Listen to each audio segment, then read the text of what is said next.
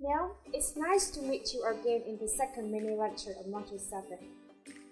So, we have mentioned the integration of common knowledge in English language teaching in the previous mini lecture. And now, let's discuss the integration of soft skills in the lesson. We will focus on three main parts, namely the nature, the main types of soft skills, and the process of integrating soft skills in English language teaching. However, in the second mini lecture, we'll mention the first 2 points. Now, let's start with the first point, the nature of soft skills. Although described in different terms, many of the definitions of soft and hard skills in the literature describe similar concepts. For example, Dixon views soft skills as a combination of interpersonal and social skills. And hard skills, on the other hand, include technical or administrative competence. For Newell, soft skills are manifestations of emotional intelligence and hard skills are indications of cognitive intelligence.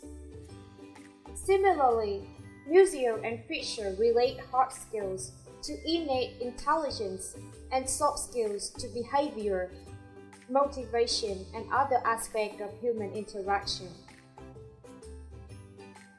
According to Pazerman, soft skills is a sociological term relating to a person's EQ. That means emotional intelligence quotient. The cluster of personality traits, social graces, communication, language, personal habits, friendliness, and optimism that characterize relationships with other people.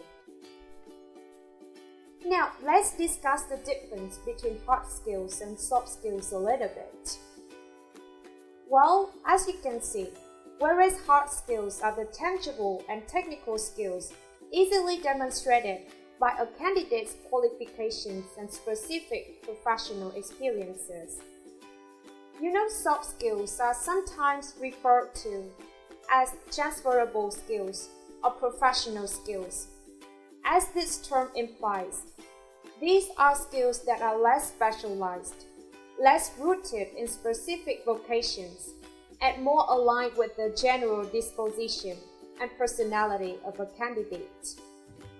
Examples of important soft skills are communication, teamwork, and problem solving. According to the Malaysian Institute of Higher Learning in Rosalina, soft skills are interpreted as incorporating aspects of generic skills, which include non-academic skills such as leadership, teamwork, communication, and lifelong learning.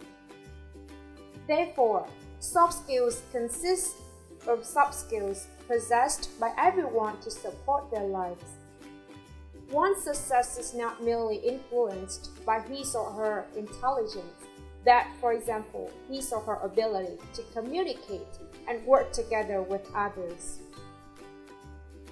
Now, when you have got a deep understanding of the nature of soft skills already, we'll move to the second point, the main types of soft skills. There are 7 soft skills which have been identified and chosen to be implemented in all institutions of higher learning here.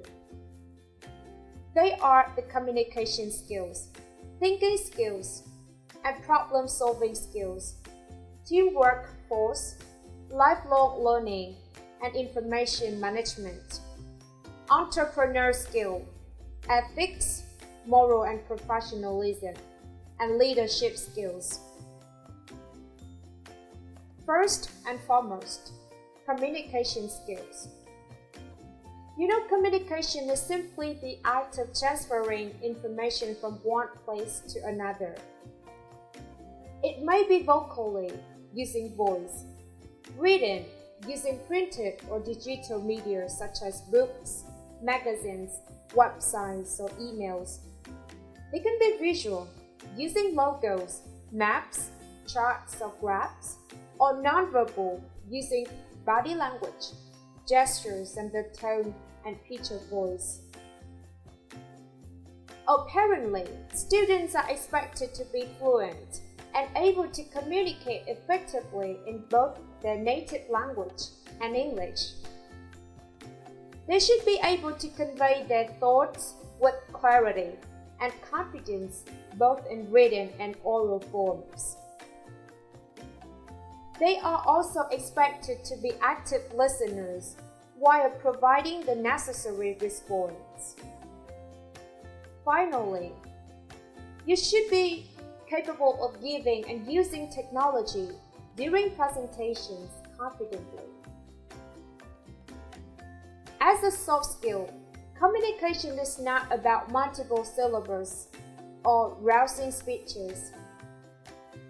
Able communicators can adjust their tone and style according to their audience, comprehend and act efficiently on instructions, and explain complex issues to colleagues and clients alike.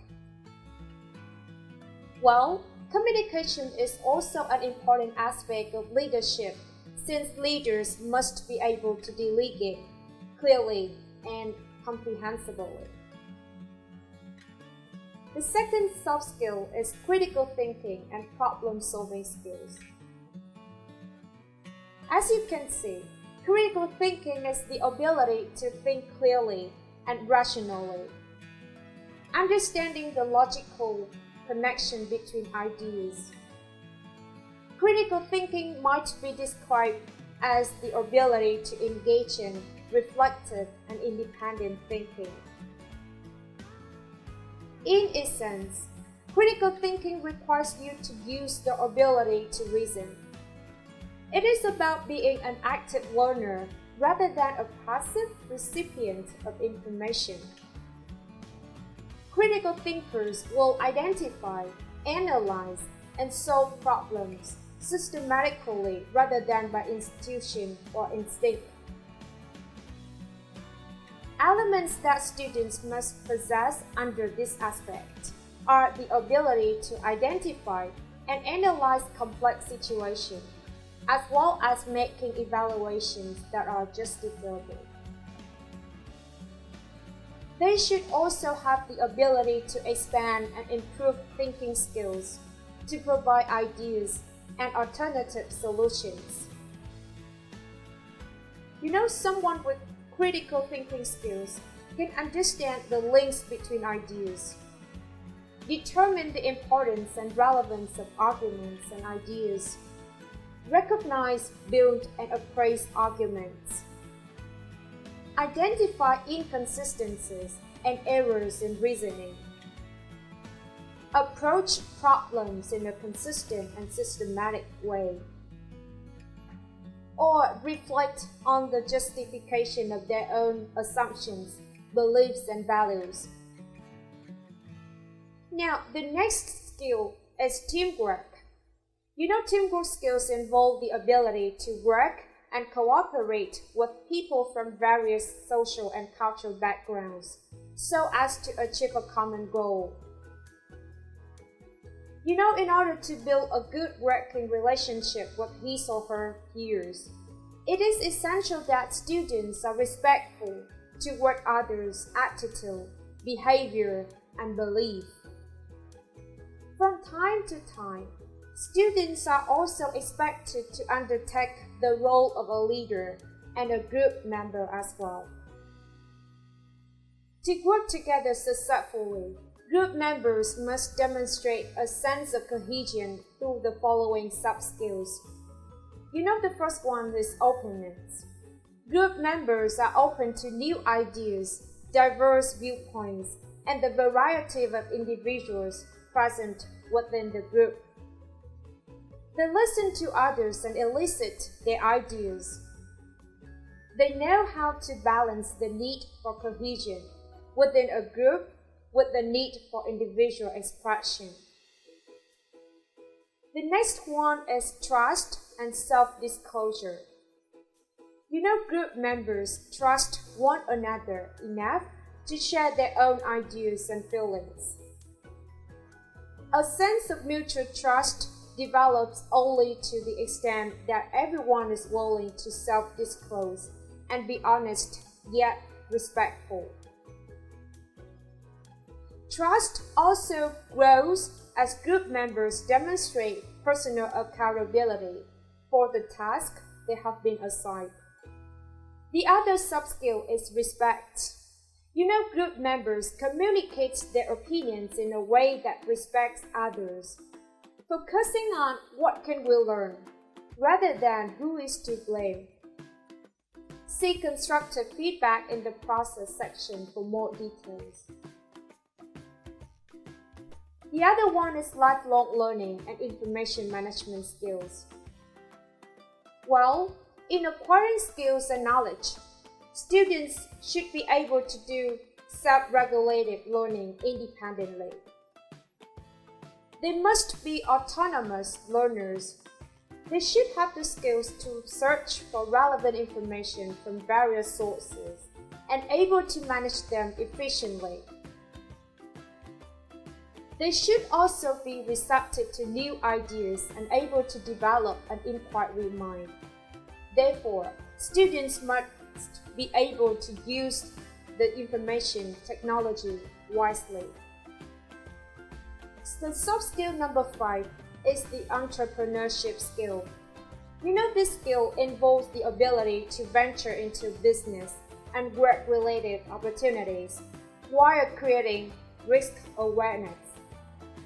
This skill includes the ability to identify business opportunities and be able to prepare, build, and explore business plans, which eventually leads to self-employment. This skill is also expected to make students to think others' prosperity because they become the problem solvers of the unemployment, not the part of the problem. The next skill is ethics and professional moral. With this skill, students are able to practice with high moral standards in the relevant professional practice. Students should also be able to understand the effects of economy, environment, and socio-cultural factors on their respective professional practice. In relation to ethical issues, students should be able to analyze and arrive at decisions in matters concerning ethics.